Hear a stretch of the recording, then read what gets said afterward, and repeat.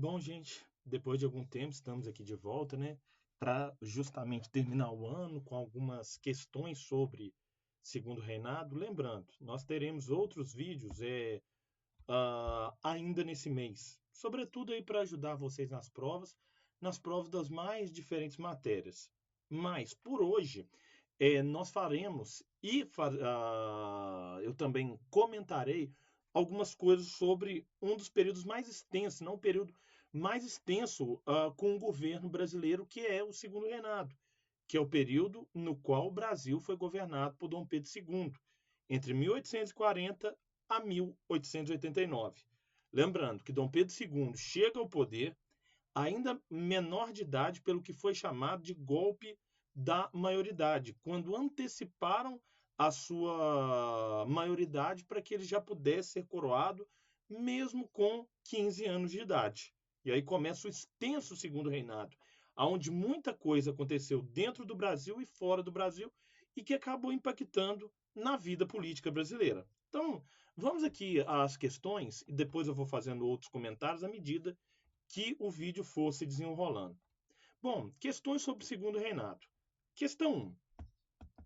Lembrando todas aqui, modelo Enem, viu? Todas Enem mesmo, tiradas de anos anteriores.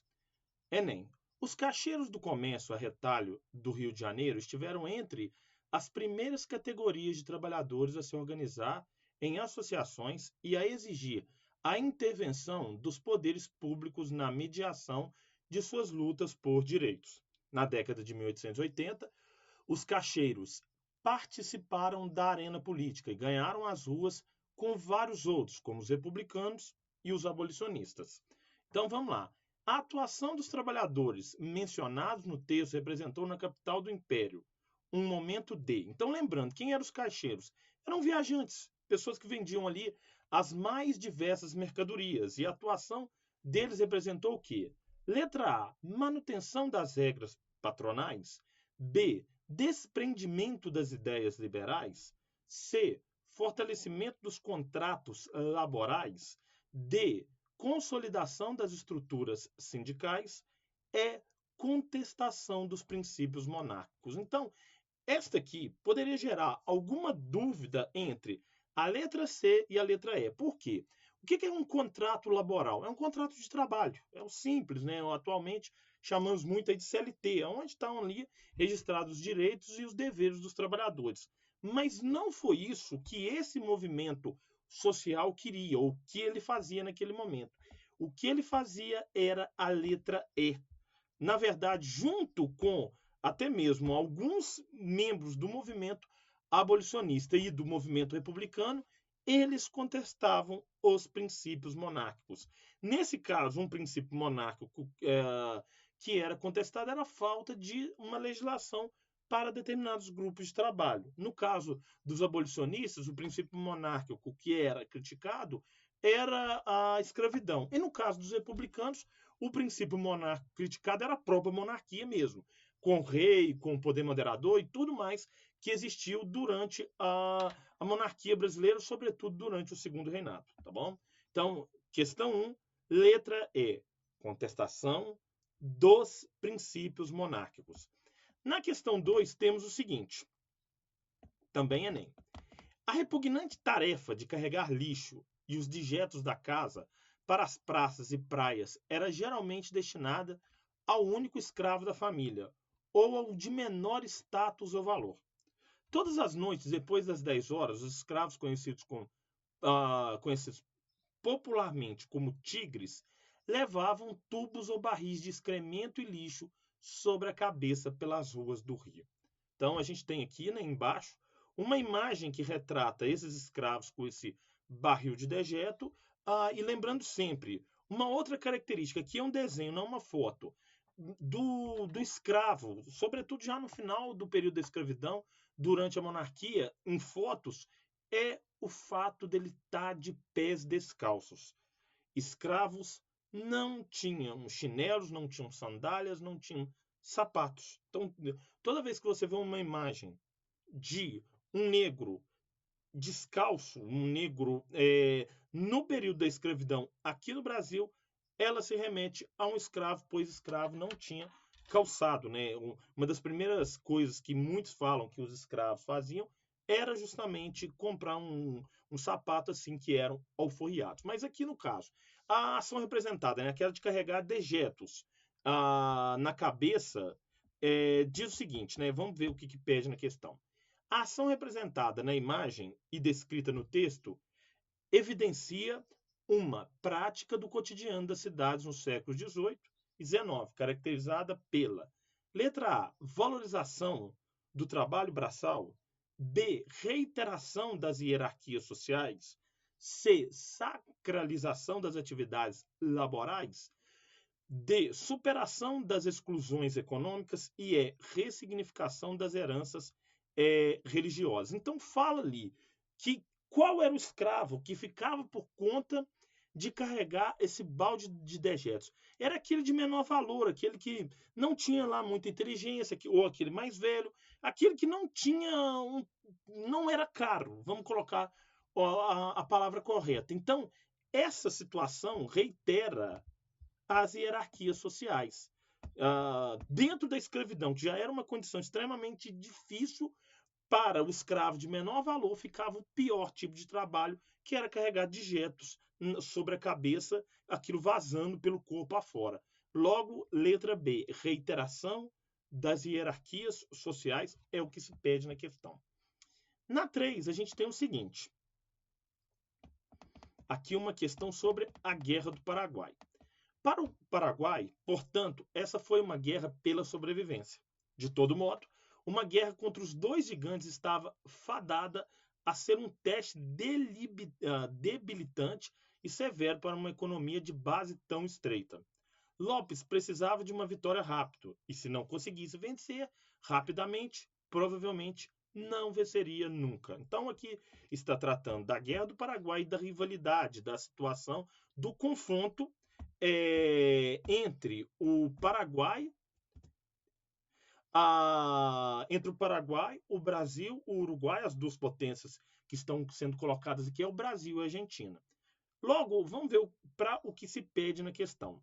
A Guerra do Paraguai teve consequências políticas importantes para o Brasil, pois, antes de continuar na questão, então ela teve consequências políticas, logicamente, mais absurdas e mais severas para o Paraguai, teve consequências para a Argentina e teve consequências também para o Brasil. No caso, o que se pede aqui para o Brasil. Então vamos ver aqui. Letra A. Representou a afirmação do Exército Brasileiro como um ator político de primeira ordem. B. Confirmou a conquista da hegemonia brasileira sobre a Bacia Platina. C. Concretizou a emancipação dos escravos negros. D. Incentivou a adoção de um regime constitucional monárquico. Letra E. Solucionou a crise em razão das indenizações recebidas. Então, na questão aqui, qual foi a consequência política importante que tem a ver com a questão é a letra A. O Exército Brasileiro, sobretudo pós-Guerra do Paraguai, ele sai muito fortalecido. E aí começa, por exemplo, uma série de intervenções das Forças Armadas brasileiras no cenário político brasileiro.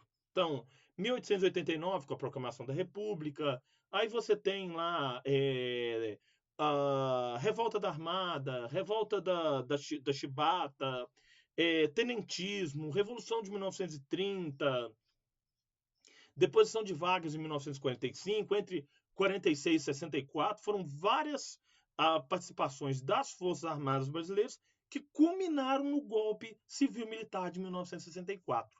Mas, então, o Exército, as Forças Armadas Brasileiras só ganharam destaque no cenário político brasileiro depois da Guerra do Paraguai. Então, letra A. Lembrando, a Guerra do Paraguai foi o confronto mais violento de toda a história da América do Sul. E o segundo confronto mais violento da história do continente americano, somente atrás da Guerra Civil Americana, ou também chamada de Guerra de Secessão. Lembrando sempre, pessoal, deixa o like e se inscreve aí para a gente chegar aos 500 inscritos, tá? E para terminar aqui, pessoal, questão 4, que trata da Lei Áurea, Lei número 3.353, de 13 de maio de 1888. Qual a lei de 13 de maio de 1888 mais famosa que existe na história? A Lei Áurea, que diz o seguinte: assinada pela princesa Isabel, né? A princesa Isabel, a princesa imperial regente, em nome de Sua Majestade o Imperador, o Senhor Dom Pedro II, faz saber a todos os súditos do Império que a Assembleia Geral decretou e ela sancionou a seguinte lei. Artigo 1º. É declarada extinta, desde a data desta lei, a escravidão no Brasil. Artigo 2º. Revogam-se as disposições em contrários. Manda, portanto, a todas as autoridades a quem o conhecimento e execução da referida lei pertencer, que a cumpram e façam cumprir e guardar tão inteiramente como nela se contém. Dada no Palácio do Rio de Janeiro, em 13 de maio de 1888, 77º ano da independência do Império, Princesa Imperial Regente. Disponível no site do Planalto, acesso em 6 de fevereiro de 2015. Então vamos lá. Um dos fatores que levou à promulgação da lei apresentada foi Então, ou seja, o que levou à promulgação da Lei Áurea? Lembrando, gente, eu vou falar uma coisa aqui bem interessante. Por que foi a Princesa Isabel que assinou a lei e não Dom Pedro II? Porque Dom Pedro II estava em viagem. Então ela era a regente, ela que comandava as ordens do Brasil naquele momento. Segundo, a Assembleia Geral decretou, ou seja, a Princesa Isabel só assinou a Lei Áurea depois que ela foi votada na Câmara e no Senado, mostrando que os imperadores no Brasil não tinham poderes absolutos. Eles tinham grandes poderes, mas não eram absolutos como o poder do rei Luís XIV lá na França, o poder do Dom João V em Portugal e assim por diante. Então, logo, vamos voltar aqui ao que se pede, o que levou a Lei Áurea, né? É o que pede a questão. Letra A, abandono de propostas de imigração.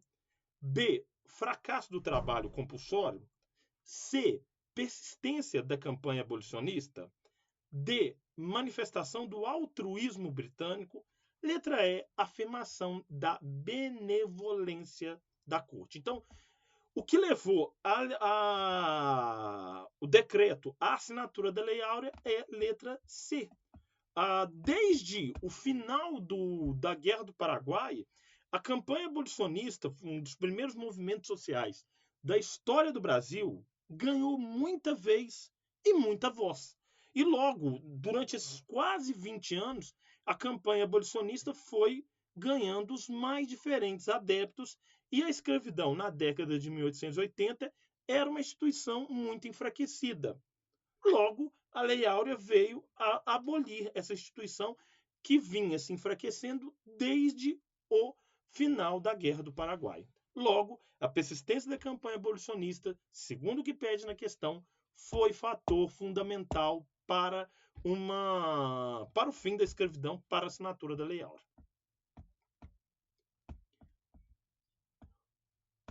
Bom, gente, é isso. Até a próxima. O vídeo ficou um pouco longo mesmo, mas vale a pena. Vai ajudar vocês demais para a prova, viu? Até o próximo vídeo. Valeu demais.